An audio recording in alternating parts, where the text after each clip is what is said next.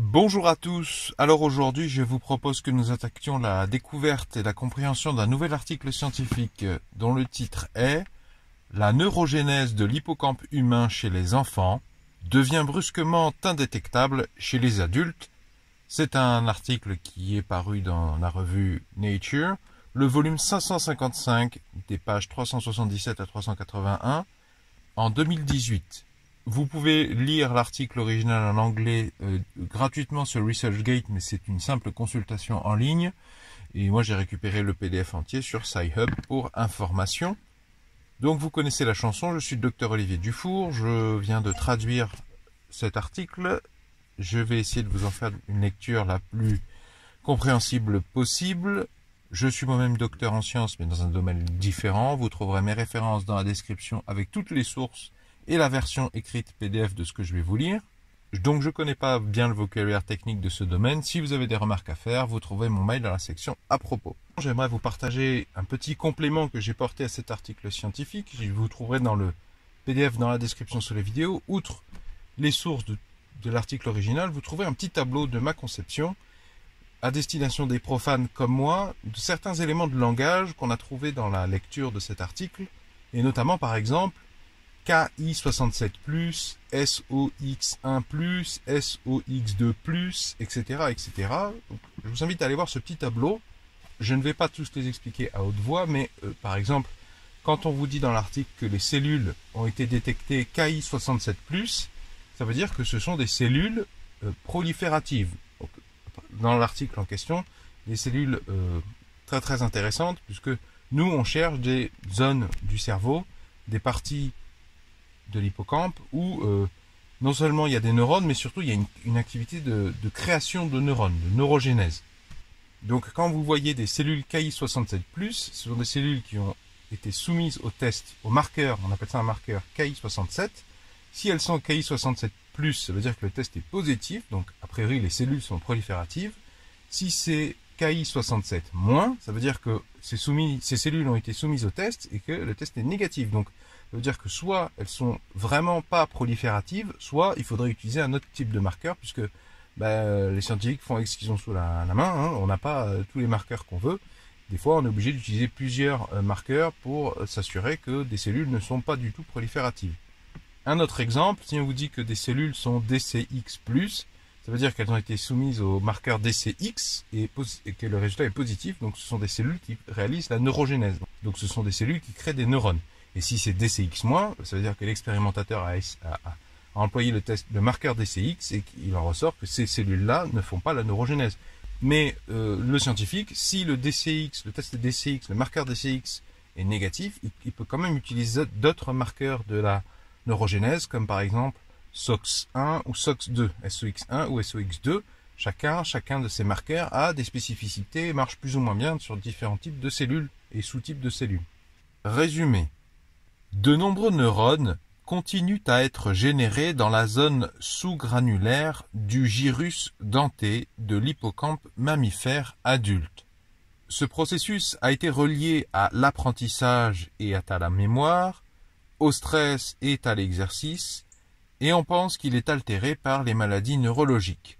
Chez l'homme, certaines études ont suggéré que des centaines de nouveaux neurones sont ajoutés chaque jour au gyrus denté adulte, alors que d'autres études trouvent beaucoup moins de nouveaux neurones putatifs. Alors, je vous ai mis la définition par le CNRTL du mot putatif. Ça veut dire qu'il est supposé de bonne foi avoir une existence légale, mais supposément, on suppose de bonne foi l'existence de quelque chose. Malgré ces écarts, il est communément cru que l'hippocampe humain adulte continue de générer de nouveaux neurones. Ici, nous montrons qu'une population définie de cellules progénitrices ne fusionne pas dans la zone sous-granulaire pendant le développement humain fœtal ou postnatal.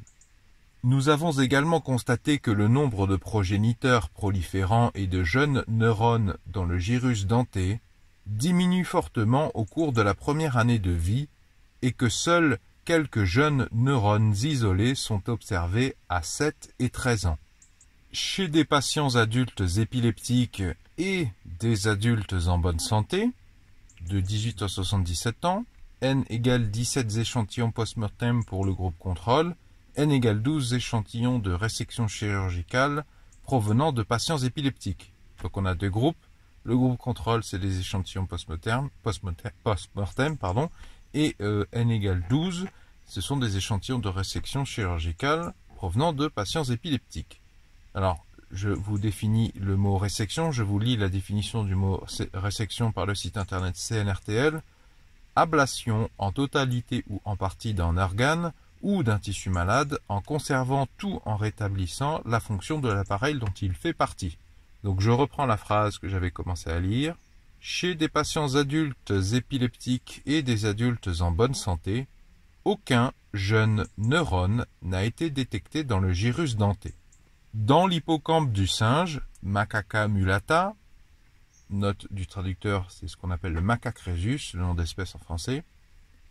Dans l'hippocampe du singe, Macaca mulata, la prolifération des neurones dans la zone sous-granulaire a été observée au début de la vie postnatale, mais elle a diminué pendant le développement juvénile à mesure que la neurogénèse diminuait. Nous concluons que le recrutement de jeunes neurones dans l'hippocampe primate diminue rapidement au cours des premières années de vie et que la neurogénèse dans le gyrus denté ne se poursuit pas ou est extrêmement rare chez l'homme adulte. Le déclin précoce de la neurogénèse hippocampique soulève des questions sur la façon dont la fonction du gyrus denté diffère entre les humains et d'autres espèces dans lesquelles la neurogénèse hippocampique adulte est préservée. Introduction.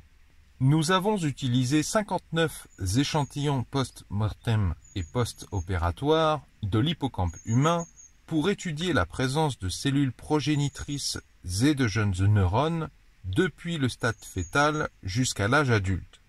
À 14 semaines de gestation, au pic de prolifération dans le gyrus denté fœtal, de nombreux progéniteurs neuraux, SOX1+, et SOX2+, en division, KI-67+, ont été observés dans le neuroépithélium denté.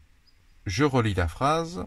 À 14 semaines de gestation, au pic de prolifération dans le gyrus denté fœtal, de nombreux progéniteurs neuraux en division ont été observés dans le neuroépithélium denté.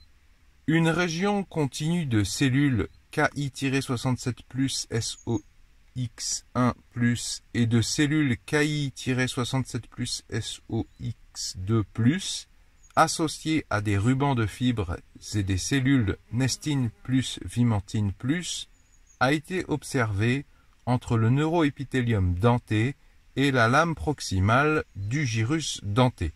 Alors, note du traducteur, pas de panique. Déjà proximal, je vous donne la définition CNRTL, qui est situé le plus près du centre du corps ou d'un organe. Et en parlant d'un membre, qui est situé le plus près du point d'attache. Donc je vais relire la phrase, mais sans relire trop les histoires de KI67 plus SOX1+.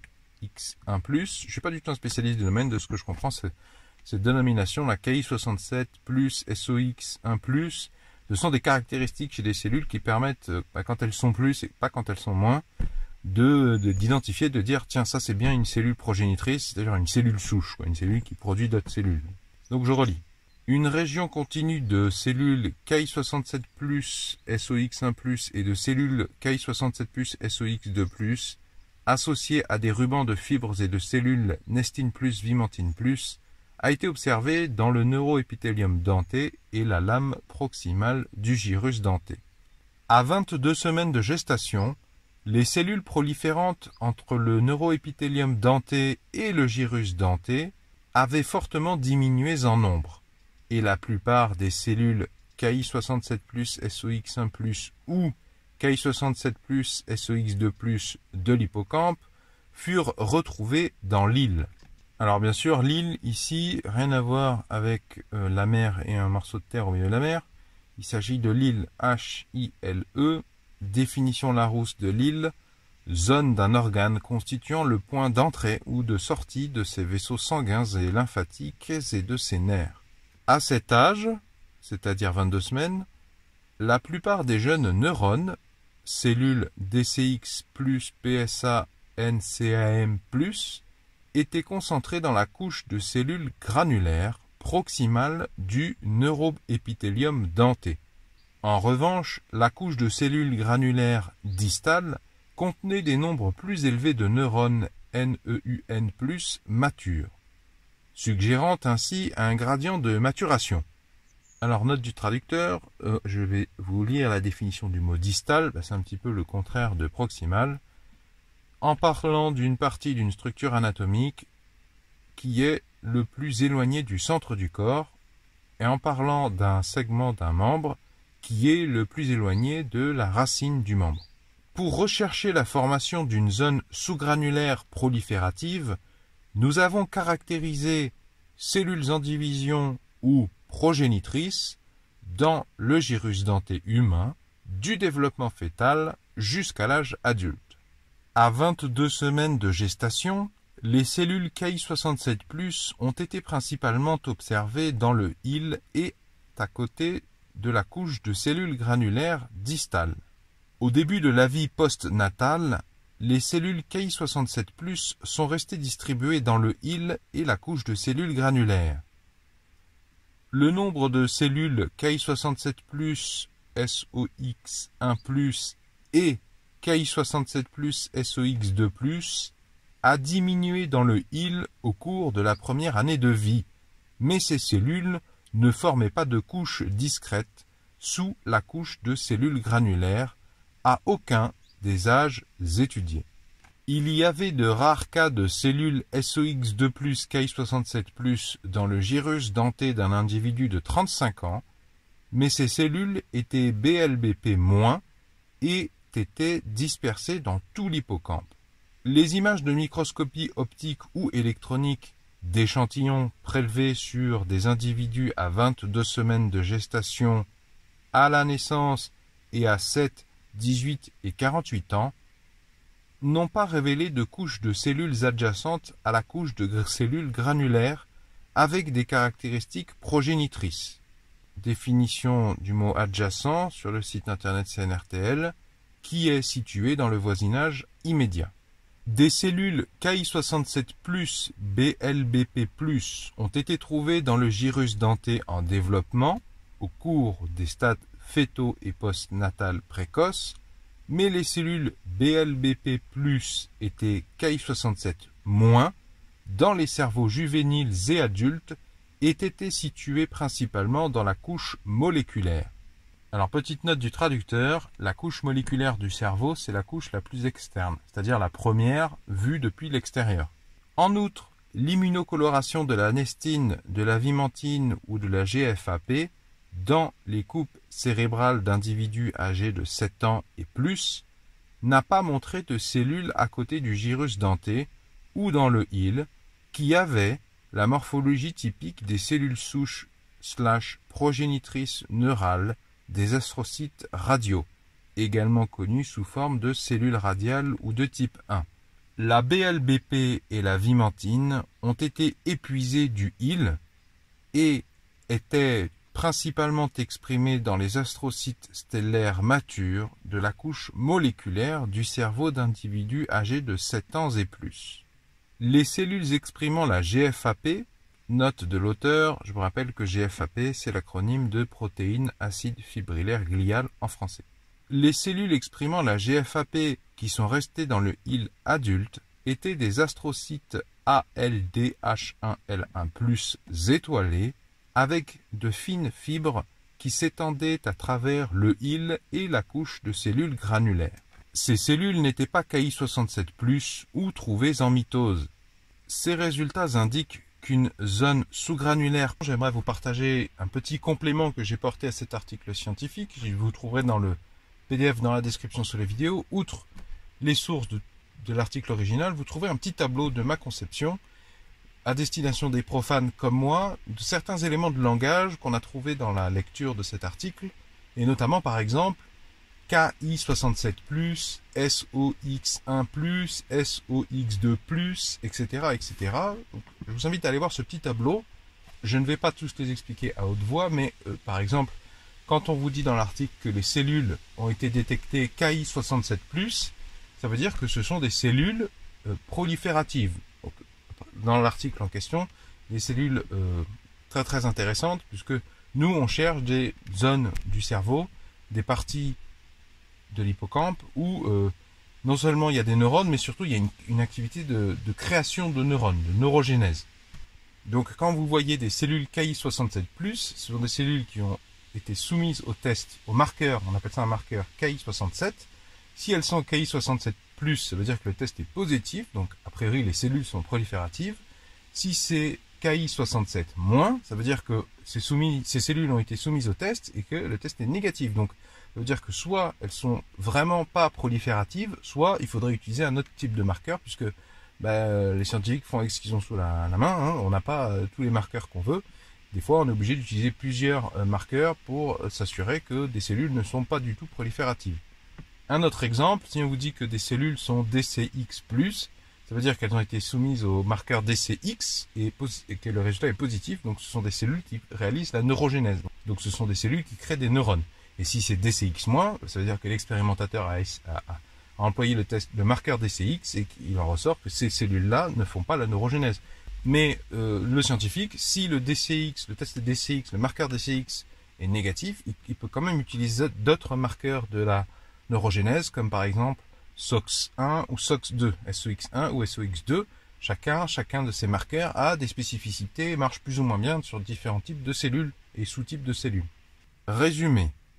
De nombreux neurones continuent à être générés dans la zone sous-granulaire du gyrus denté de l'hippocampe mammifère adulte.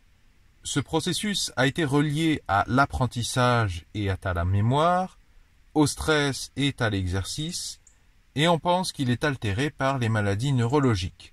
Chez l'homme, certaines études ont suggéré que des centaines de nouveaux neurones sont ajoutés chaque jour au gyrus denté adulte, alors que d'autres études trouvent beaucoup moins de nouveaux neurones putatifs. Alors, je vous ai mis la définition par le CNRTL du mot putatif. Ça veut dire qu'il est supposé de bonne foi avoir une existence légale, mais supposément, on suppose de bonne foi l'existence de quelque chose. Malgré ces écarts, il est communément cru que l'hippocampe humain adulte continue de générer de nouveaux neurones. Ici, nous montrons qu'une population définie de cellules progénitrices ne fusionne pas dans la zone sous-granulaire pendant le développement humain fœtal ou postnatal. Nous avons également constaté que le nombre de progéniteurs proliférants et de jeunes neurones dans le gyrus denté diminue fortement au cours de la première année de vie et que seuls quelques jeunes neurones isolés sont observés à 7 et 13 ans. Chez des patients adultes épileptiques et des adultes en bonne santé, de 18 à 77 ans, N égale 17 échantillons post-mortem pour le groupe contrôle, N égale 12 échantillons de résection chirurgicale provenant de patients épileptiques. Donc on a deux groupes. Le groupe contrôle, c'est les échantillons post-mortem, et N égale 12, ce sont des échantillons de résection chirurgicale provenant de patients épileptiques. Alors, je vous définis le mot résection, je vous lis la définition du mot résection par le site internet CNRTL. Ablation en totalité ou en partie d'un organe ou d'un tissu malade en conservant tout en rétablissant la fonction de l'appareil dont il fait partie. Donc je reprends la phrase que j'avais commencé à lire. Chez des patients adultes épileptiques et des adultes en bonne santé, aucun jeune neurone n'a été détecté dans le gyrus denté. Dans l'hippocampe du singe, Macaca mulata, note du traducteur, c'est ce qu'on appelle le macaque rhesus, le nom d'espèce en français. Dans l'hippocampe du singe, Macaca mulata, la prolifération des neurones dans la zone sous-granulaire a été observée au début de la vie postnatale, mais elle a diminué pendant le développement juvénile à mesure que la neurogénèse diminuait. Nous concluons que le recrutement de jeunes neurones dans l'hippocampe primate diminue rapidement au cours des premières années de vie et que la neurogénèse dans le gyrus denté ne se poursuit pas ou est extrêmement rare chez l'homme adulte. Le déclin précoce de la neurogénèse hippocampique soulève des questions sur la façon dont la fonction du gyrus denté diffère entre les humains et d'autres espèces dans lesquelles la neurogénèse hippocampique adulte est préservée. Introduction. Nous avons utilisé 59 échantillons post-mortem et post-opératoires de l'hippocampe humain pour étudier la présence de cellules progénitrices et de jeunes neurones depuis le stade fœtal jusqu'à l'âge adulte. À 14 semaines de gestation, au pic de prolifération dans le gyrus denté fœtal, de nombreux progéniteurs neuraux, SOX1+, et SOX2+, en division, KI-67+, ont été observés dans le neuroépithélium denté. Je relis la phrase. À 14 semaines de gestation, au pic de prolifération dans le gyrus denté fœtal, de nombreux progéniteurs neuraux en division ont été observés dans le neuroépithélium denté. Une région continue de cellules KI-67+, SOX1+, et de cellules KI-67+, SOX2+, associées à des rubans de fibres et des cellules nestine plus vimentine plus, a été observée entre le neuroépithélium denté et la lame proximale du gyrus denté. Alors, note du traducteur, pas de panique, déjà proximal, je vous donne la définition CNRTL, qui est situé le plus près du centre du corps ou d'un organe. Et en parlant d'un membre, qui est situé le plus près du point d'attache. Donc je vais relire la phrase, mais sans relire trop les histoires de KI67 plus SOX1+. Je ne suis pas du tout un spécialiste du domaine, de ce que je comprends, cette dénomination, la KI67 plus SOX1+, ce sont des caractéristiques chez des cellules qui permettent, quand elles sont plus et pas quand elles sont moins, d'identifier, de dire, tiens, ça c'est bien une cellule progénitrice, c'est-à-dire une cellule souche, une cellule qui produit d'autres cellules. Donc je relis. Une région continue de cellules KI67+, SOX1+, et de cellules KI67+, SOX2+, associées à des rubans de fibres et de cellules nestine plus vimentine plus, a été observée dans le neuroépithélium denté et la lame proximale du gyrus denté. À 22 semaines de gestation, les cellules proliférantes entre le neuroépithélium denté et le gyrus denté avaient fortement diminué en nombre, et la plupart des cellules KI67+, SOX1+, ou KI67+, SOX2+, de l'hippocampe furent retrouvées dans l'île. Alors bien sûr, l'île, ici, rien à voir avec la mer et un morceau de terre au milieu de la mer. Il s'agit de l'île H-I-L-E, définition Larousse de l'île, zone d'un organe constituant le point d'entrée ou de sortie de ses vaisseaux sanguins et lymphatiques et de ses nerfs. À cet âge, c'est-à-dire 22 semaines, la plupart des jeunes neurones, cellules DCX+, PSA, NCAM+, étaient concentrés dans la couche de cellules granulaires proximale du neuroépithélium denté. En revanche, la couche de cellules granulaires distales contenait des nombres plus élevés de neurones NEUN+, matures, suggérant ainsi un gradient de maturation. Alors, note du traducteur, je vais vous lire la définition du mot distal, c'est un petit peu le contraire de proximal, en parlant d'une partie d'une structure anatomique qui est le plus éloigné du centre du corps, et en parlant d'un segment d'un membre qui est le plus éloigné de la racine du membre.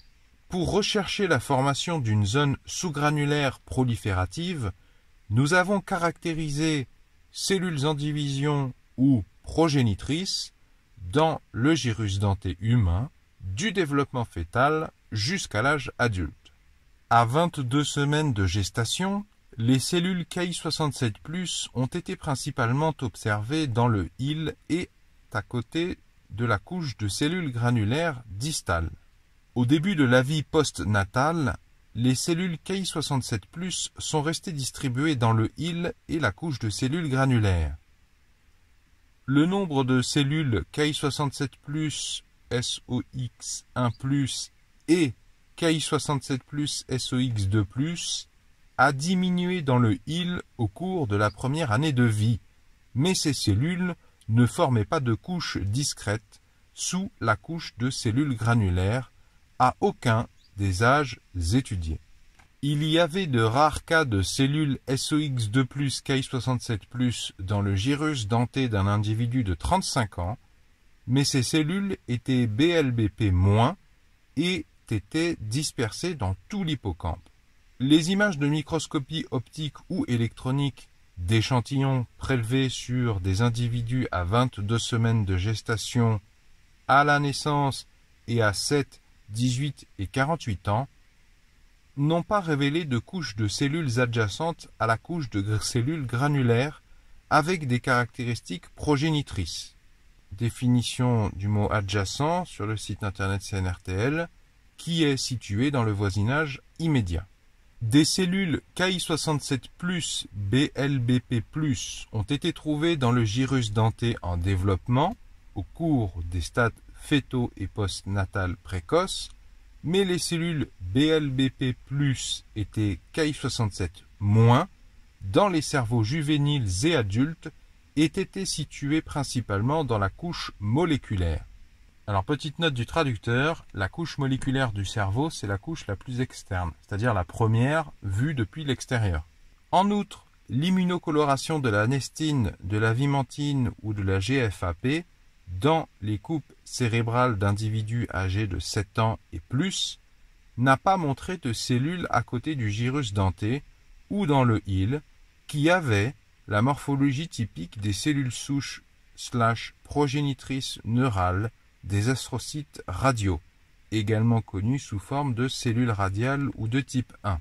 La BLBP et la vimentine ont été épuisées du hile et étaient principalement exprimées dans les astrocytes stellaires matures de la couche moléculaire du cerveau d'individus âgés de 7 ans et plus. Les cellules exprimant la GFAP, note de l'auteur, je vous rappelle que GFAP, c'est l'acronyme de protéines acide fibrillaire glial en français. Les cellules exprimant la GFAP qui sont restées dans le hile adulte étaient des astrocytes ALDH1L1+, étoilés, avec de fines fibres qui s'étendaient à travers le hile et la couche de cellules granulaires. Ces cellules n'étaient pas Ki67+, ou trouvées en mitose. Ces résultats indiquent qu'une zone sous-granulaire germinale ne se forme pas à côté de la couche de cellules granulaires humaines et que les cellules en prolifération, qui expriment des marqueurs de cellules souches / progénitrices, sont pour la plupart épuisées du hile à l'âge de 7 ans. Nous avons ensuite étudié la présence de jeunes neurones dans le gyrus denté humain post-natal. À la naissance, les cellules DCX+, PSA, NCAM+, ont été localisées à travers la couche de cellules granulaires, fréquemment en grappe. Le nombre de cellules DCX+, PSA, NCAM+, dans la couche de cellules granulaires a diminué de 1618 plus ou moins 780 cellules par millimètre carré à la naissance à 292,9 plus ou moins 142,8 cellules par millimètre carré à 1 an. Donc là, vous avez compris que quand je vous donnais 1619 plus ou moins 780, la première valeur, c'est la moyenne arithmétique, et la deuxième valeur, c'est l'écart type. Donc je reprends. Le nombre de cellules DCX+, PSA, NCAM+, dans la couche de cellules granulaires a diminué de 1618 plus ou moins 780 cellules par millimètre carré à la naissance à 292,9 plus ou moins 142,8 cellules par millimètre carré à 1 an. Alors note du traducteur, ça nous arrange pas parce que DCX+, ça veut dire qu'il y a des neurones dans le lot qui font de la neurogénèse, des cellules qui font de la neurogénèse, et PSA, NCAM+, ça veut dire qu'en plus, il y a des neurones en développement ou en migration. À 7 ans, 12,4 plus ou moins 5,3 cellules DCX+, PSA, NCAM+, par millimètre carré ont été trouvées dans la couche de cellules granulaires. Et à 13 ans, la couche de cellules granulaires contenait 2,4 plus ou moins 0,64 cellules DCX+, PSA, NCAM+, par millimètre carré, c'est-à-dire environ 1 à 2 cellules DCX+, PSA, NCAM+, par section. Les cellules DCX+, dans le gyrus denté des nourrissons, c'est-à-dire 1 an ou moins, non seulement exprimaient PSA-NCAM, mais avaient aussi fréquemment la simple morphologie allongée de jeunes neurones. En revanche, des images de microscopie optique ou électronique de coupe du cerveau d'un individu de 7 ans ont montré que le gyrus denté contenait des cellules DCX+, à différents stades de maturation. Les cellules DCX+, de l'hippocampe d'un individu de 13 ans avaient une morphologie plus mature, exprimaient NEUN et avaient des axones et des dendrites distincts. Parenthèse du traducteur, je vous ai introduit hier une vidéo pour vous expliquer ce que c'était que le marqueur NEUN. C'est un test qui permet de savoir si la cellule est NEN+, d'en déduire que, et on est quasiment sûr et certain qu'il s'agit d'un neurone. Cette cellule est un neurone. Fin de la parenthèse. Nous avons examiné les hippocampes de 17 individus âgés de 18 à 77 ans au moment de leur mort, pour mettre en évidence de jeunes neurones. Chez 2 adultes, nous avons également étudié la paroi ventriculaire et trouvé de rares cellules DCX+, de morphologie migratoire dans la zone ventriculaire sous-ventriculaire. Chez 2 adultes, nous avons également étudié la paroi ventriculaire et trouvé de rares cellules DCX+, de morphologie migratoire dans la zone ventriculaire sous-ventriculaire, fournissant un contrôle positif. Nous n'avons trouvé aucune preuve de jeunes neurones DCX+, PSA, NCAM+, dans l'île ou la couche de cellules granulaires des hippocampes de ces individus. À l'âge de 3 semaines, il y avait beaucoup de jeunes neurones DCX+, TUJ1+, dans la couche de cellules granulaires. Cependant, nous n'avons pas détecté ces cellules à 19 ans ou 36 ans. Chez l'adulte, nous avons observé des fibres TUJ1+, appartenant à de nombreux neurones matures.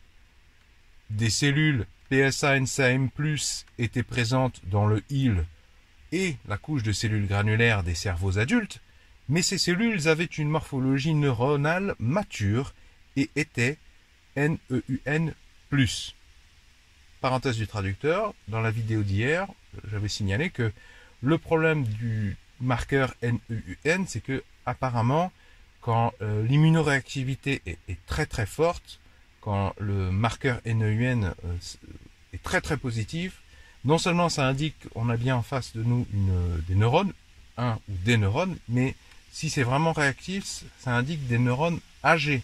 Donc à ce stade de l'expérience, c'est plutôt une mauvaise nouvelle puisque nous on cherche à savoir où est-ce qu'il y a création de nouveaux neurones. Donc on cherche des zones où les neurones sont pas vieux, parce que s'ils sont vieux, ça nous intéresse pas trop, c'est pas ça qu'on cherche. Fin de la parenthèse. En utilisant le marquage par hybridation in situ d'une molécule unique des transcriptions DCX, nous avons détecté de nombreuses cellules DCX+, dans la couche de cellules granulaires à 14 semaines de gestation, mais seulement un signal faible dans très peu de cellules largement distribuées à 13 ans. Une sous-population de cellules à noyau rond était parfois marquée par des anticorps DCX.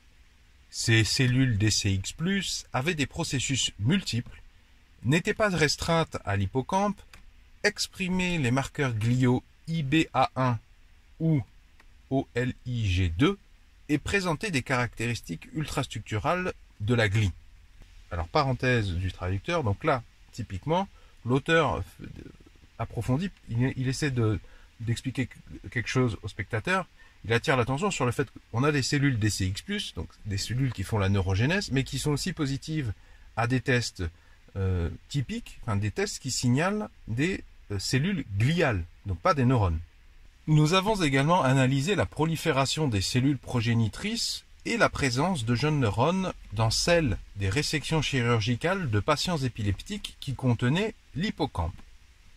Dans ces échantillons, des cellules Ki67+, BLBP+, SOX2+, ou alors des cellules Ki67+, SOX1+, Vimentine+, étaient présentes dans le hile et la couche de cellules granulaires d'un individu de 10 mois, mais étaient absentes de l'échantillon d'un individu de 11 ans.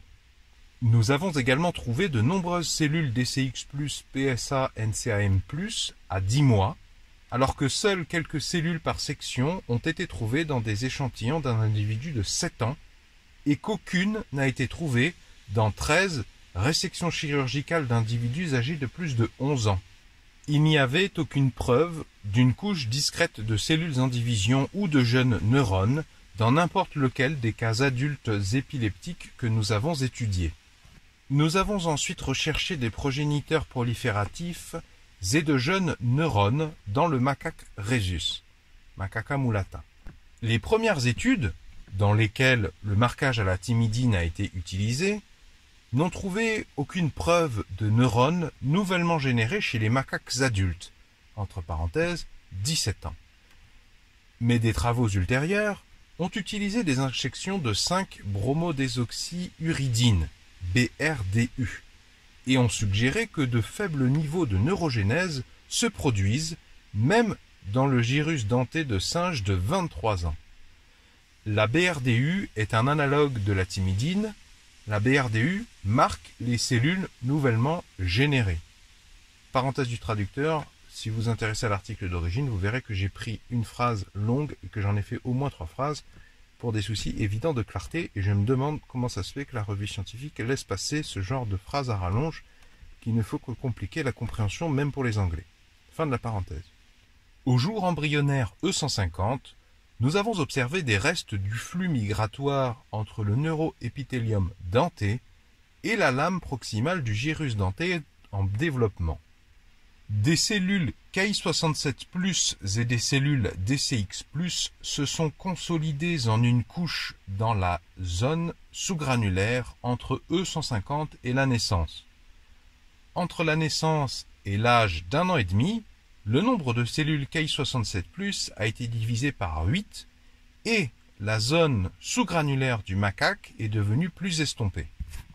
Le nombre moyen de cellules prolifératrices a été divisé par 35 entre 1,5 et 7 ans.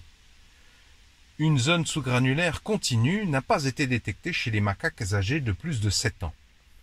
Au lieu de cela, des cellules isolées, petites et sombres, et d'occasionnelles cellules Ki67+, ont été observées à côté de la couche de cellules granulaires.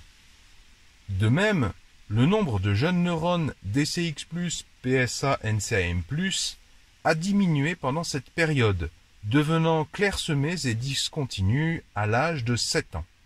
La plupart des cellules DCX+, PSA, NCAM+, dans des échantillons de macaques âgés de 5 ans et plus, avaient des noyaux ronds et des arbres dendritiques étendus, mais certaines avaient conservé la morphologie allongée et l'ultrastructure des jeunes neurones. Bien que les cellules DCX+, dans le gyrus denté des macaques de 22 et 23 ans soient rares, elles ont été facilement trouvées dans la zone ventriculaire sous-ventriculaire et dans le courant de migration rostrale. Alors note du traducteur, le courant de migration rostrale, c'est une zone du cerveau présente chez certains animaux, pas tous. Fin de la parenthèse.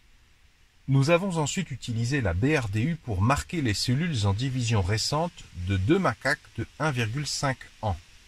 À cet âge, la zone sous-granulaire contenait des marqueurs de progéniteurs et de jeunes neurones.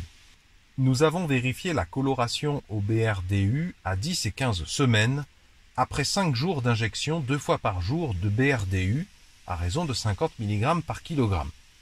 Des cellules DCX et BRDU+, et quelques cellules non plus BRDU+, ont été observées dans la zone sous-granulaire et la couche de cellules granulaires. En revanche, dans le cerveau de macaques de 7 ans ayant reçu le même traitement BRDU, nous n'avons trouvé aucune cellule DCX+, BRDU+, dans la zone sous-granulaire 10 semaines après le traitement au BRDU. Et 15 semaines après le traitement BRDU, nous y avons trouvé 2 cellules DCX+, BRDU+. Nous n'avons pas trouvé de cellules non plus BRDU+, dans la couche de cellules granulaires de ces singes de 7 ans. Étant donné le niveau de neurogénèse plus élevé observé chez le macaque de 1 an et demi, nous avons étudié un singe à cet âge, 2 heures après une seule injection de BRDU.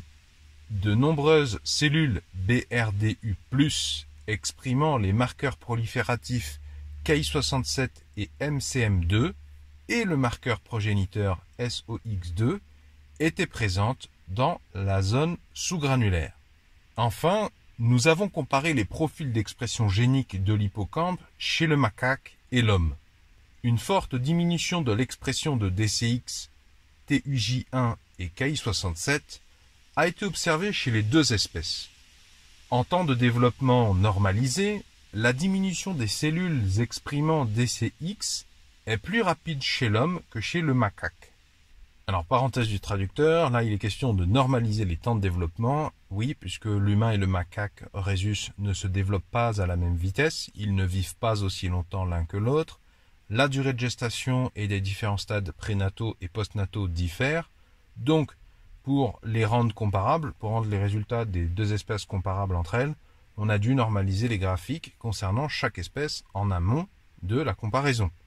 Nous concluons qu'il existe une diminution marquée de la neurogénèse dans le gyrus denté des macaques au cours du développement juvénile et que de rares jeunes neurones DCX+, PSA, NCAM+, se trouvent chez les adultes.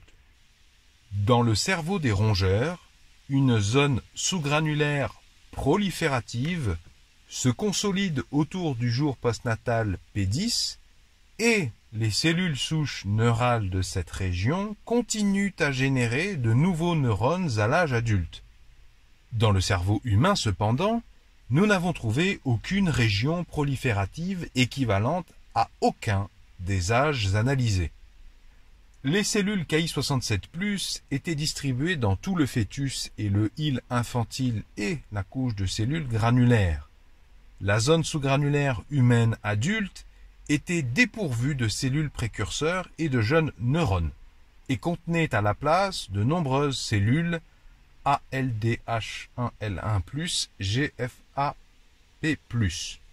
Note du traducteur, donc ALDH1L1+, dans le petit tableau que je vous ai fait, vous verrez que ça veut dire c'est une détection de cellules gliales. GFAP+, oui, c'est aussi des cellules, c'est aussi un détecteur de cellules gliales, un marqueur de cellules gliales. On reprend la lecture. Donc là, les auteurs viennent nous dire que dans la zone sous-granulaire, on trouvait plus du tout de cellules précurseurs, plus du tout de jeunes neurones, et puis qu'à la place, on trouvait des cellules qui réagissaient positivement aux marqueurs propres aux cellules gliales, donc a priori que des cellules gliales. Il est fascinant que nous ayons trouvé de rares exemples de cellules SOX2+, Ki67+, dans le gyrus denté adulte. Mais ces cellules n'étaient pas confinées au hile ou à la couche de cellules granulaires et étaient BLBP-.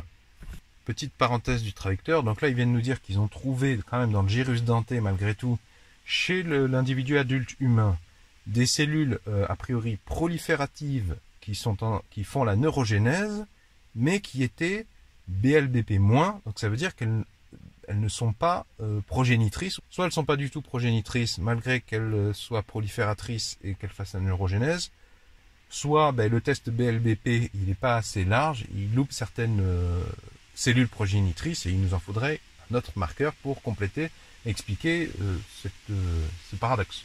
Fin de la parenthèse. Nous ne pouvons pas exclure la possibilité que les cellules souches neurales chez l'homme soient BLBP- ou soient très dispersées, mais nous n'avons pas observé de cellules DCX+, PSA, NCAM+, dans ces échantillons. L'explication la plus simple est que ces cellules divisent les cellules gliales locales, dont beaucoup sont connues pour exprimer SOX2. L'absence d'une zone sous-granulaire coalescée pourrait expliquer l'absence ou la rareté de la neurogénèse du gyrus denté dans le cerveau humain adulte. Parenthèse du traducteur, coalescé, c'est un quasi-synonyme de coagulé, floculé. Fin de la parenthèse. Les résultats ci-dessus ne soutiennent pas l'idée que la neurogénèse adulte robuste se poursuit dans l'hippocampe humain, voire la section discussion complémentaire. La datation au carbone 14 sur des noyaux NEUN+ triés a suggéré que de nombreux nouveaux neurones continuent à être générés dans l'hippocampe humain adulte avec peu de déclin avec l'âge, mais des preuves supplémentaires de niveaux élevés de progéniteurs ou de jeunes neurones n'ont pas été montrées.